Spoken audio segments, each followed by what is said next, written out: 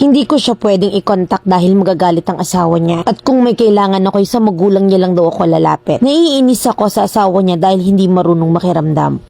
25 na ako at naghiwalay kami ng una kong asawa dahil sa ayaw niya raw sa ugaling meron ako. 8 months lang kaming kasali, naghiwalay na sa sobrang lungkot ko may nakausap akong lalaki. Na nung high school pa lang naman ay magkakilala na kami. May asawa at anak na rin siya pero nagka-chat kami at nag-open ako sa mga nangyari sa akin sa nakipaghiwalay kong asawa. Humaba ang aming usapan at napunta sa pakikipagkita sa hotel na dapat naman talagi mag-uusap lang kami. Hanggang sa naulit pa yun at alam kong mali pero hinanap ko sa kanya yung pagkukulang ng una kong asawa. Hanggang sa nabuntis na nga ako sa sobrang takot naming dalawa ay nakapagdesisyon kaming ipalag ang bata. Uminom ako ng kung ano-ano at nagpahilot din kami. Dumating pa nga sa point na pinagtatapakan ko yung tiyan ko sa kanya para mawala yung bata. Pero hindi pa rin talaga naming magawang maglag. Nakatira pa rin ako sa magulang ko kaya tinago ko yung paglaki ng tiyan ko. Hanggang sa nanganak ako sa ospital at mag-isa lang akong nagpunta doon. Nang lumabas yung bata ay gusto niyang ipaampon at ibigay na lang sa kakilala niya kasi ayaw niya akong panagutan. Kaya nagsumbong na ako sa mga magulang namin. Nag-usap ang mga magulang namin na kailangan namin ikasal kahit para na lang sa bata at pinaalam rin nila sa asawa niya ang ginawa namin. At wala na akong pake sa nararamdaman niya dahil may sarili rin akong problema. Yun ay kung paano mabubuo yung aking pamilya. Nakasal nga kami sa simpleng paraan sa bahay nila at itinago yun namin. Sumama naman siya sa aming bahay pagkatapos ng kasal pero nung hapon ay umuwi rin at magagalit daw yung kanyang unang asawa. Hindi ko alam yung gagawin ko at gusto kong magwala pero wala akong magawa dahil pangalawa lang ako. Kinaumagahan ay bumalik siya sa bahay at masaya ako pero iba pala yung pakay niya. Kinausap niya ang magulang ko at sinabing kailangan namin maghiwalay dahil yun ang gusto ng kanyang unang asawa. Na hindi raw siya tatanggapin kapag hindi kami napaghiwalay. Pero paano ako? Paano ang anak namin? Dumating ang araw na wala na siyang paramdam pati na rin sustento kaya pumunta na kami sa bahay nila. Wala siya doon pero nandun yung asawa niya. Kinausap ako ng lola niya at sinabing maghanap na raw ako ng iba dahil hindi ipagpapalit ng apo niya ang asawa niya para lang sa tulad kong ganitong klaseng babae. Sobrang sakit para kung sinampal ng napakalakas. Isang buwan ang lumipas at bumalik ang mga barangay sa amin at ipinaabot na makikipaghiwalay na raw siya sa akin. Ayaw ko pa sana nung una pero pinakita nila yung sulat na kinasal lang kami para sa bata. At pwedeng maghiwalay sa kahit na anong oras. Kaya wala akong nagawa kundi ang pumirma. Na ang kailangan niya lang ay magbigay ng sustento para sa bata. Ngayon nga 3 taon na yung anak namin at nandito pa rin yung sakit at yung hirap na magpalaki sa anak namin. Ako yung iniwan. Hindi ko siya pwedeng i-contact dahil magagalit ang asawa niya at kung may kailangan daw ako sa magulang niya lang ako pwedeng lumapit. Naiinis ako sa asawa niya dahil hindi marunong makiramdam. Nagbibigay naman siya ng sustento pero magulang niya lang yung nag-aabot. Umiiwas na rin siya sa anak namin. Never siyang bumisita at parang wala siyang paki. Siya binuong malakas ang pamilya niya samantalang kami ng anak niya iniwan na kaming dalawa. Mami Len, ano ba yung dapat kong gawin? Kailangan ko ba siyang ipaglaban para sa anak namin? Letter sender, Leah.